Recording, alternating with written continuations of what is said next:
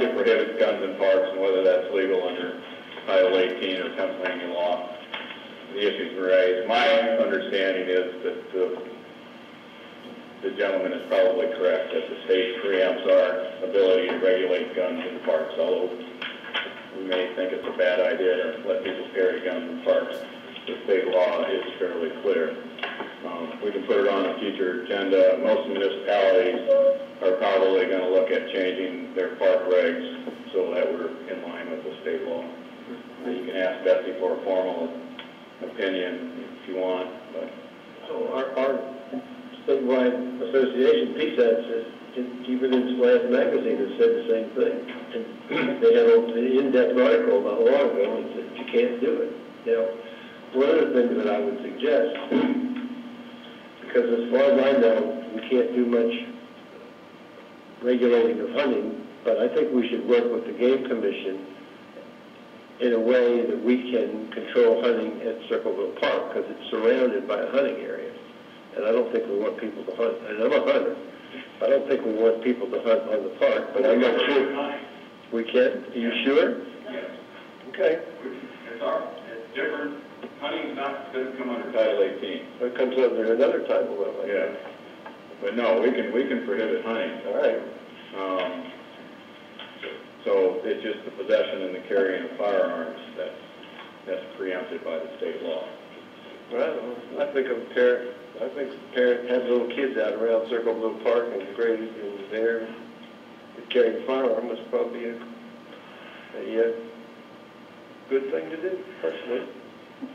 So, the only point I would make is, and without questioning the legal issue, is the letter didn't actually ask us to do anything.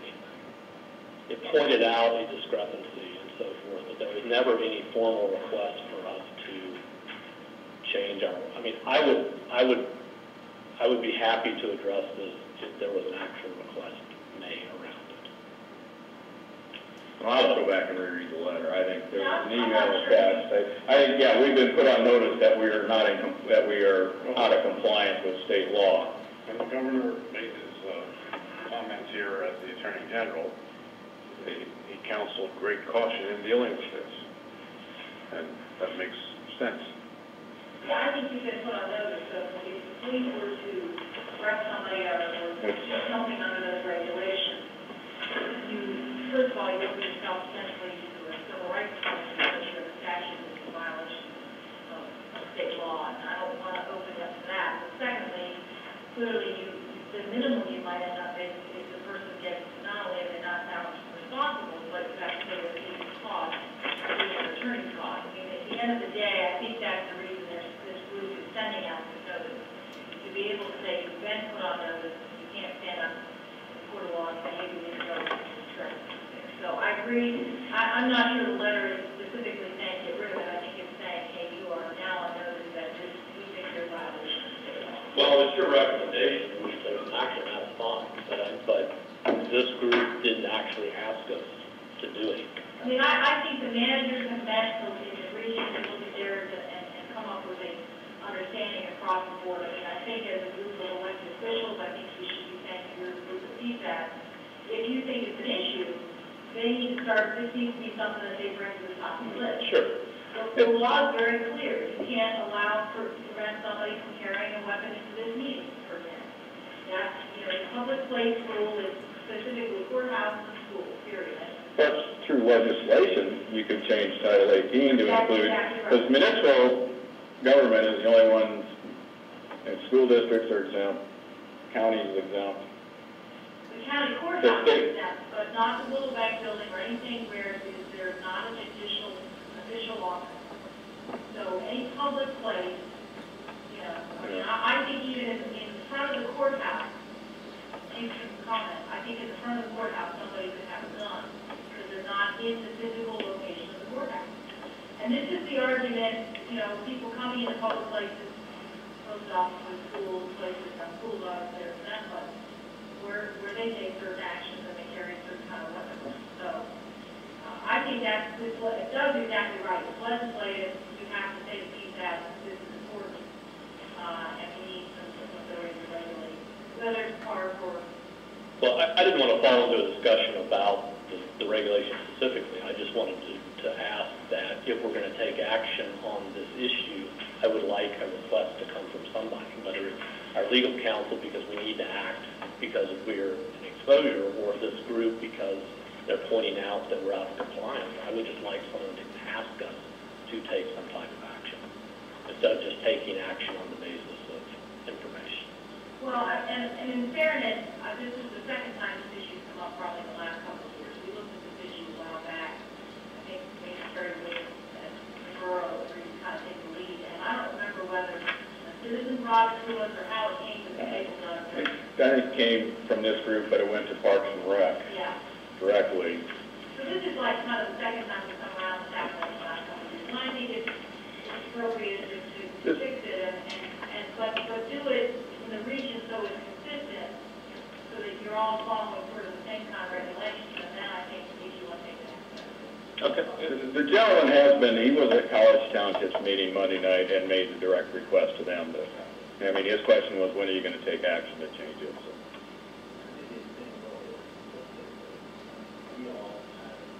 So. All of those laws and so forth, and I think if we turn a blind eye to it, we're kind of... Well, I'm not saying to turn a blind eye. I would just... If the recommendation is that we need to deal with the issue because it's liability, then I'm happy to address it.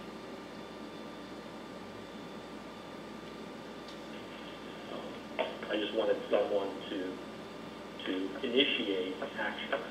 I wonder if there's some category here, sort of like a yield sign on the highway. Can you get a ticket for disobeying a yield sign? Can? Disobeying a traffic control device. Does it typically happen, or? Doesn't actually people get tickets. Well, no, I'm around here. The analogy would be if we change the word from shall to should, the guideline is, it becomes a guideline rather than an offense. You can't write an offense. You can't write a ticket for somebody doing this thing, but nonetheless, we might want to suggest. No, I think we put people who are in charge of enforcing it in a kind of an awkward position then. That's true. I mean, if we're going to develop a list of rules that we want enforced, we should clearly say this is a list of rules we want enforced. If we want to have a code of conduct for other behavior, that should be in a completely separate section or something. And I think the chief makes a good point. If you create a statute that sort of has may or shall or not required language, you open yourself up to somebody saying you're not doing enough to enforce it. You know, think of the alternative. If we say we prefer that you not carry weapons in the park. First of all, you can't enforce that. But secondly, if somebody is shot in the park, they come back to you and say, well, why didn't you say you prefer or you didn't do enough to enforce it? It's almost better than not have it there and simply say, look, the state doesn't say we can't do it, so we're done. It's kind of like the stop sign on Devonshire Drive that doesn't need to warn. Kind of like people still steal traffic in shopping center parks.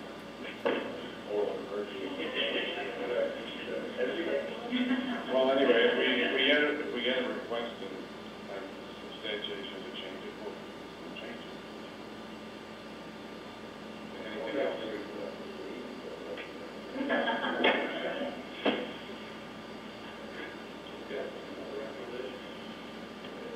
We'll put something together on it. Oh, you know I'm carrying right now.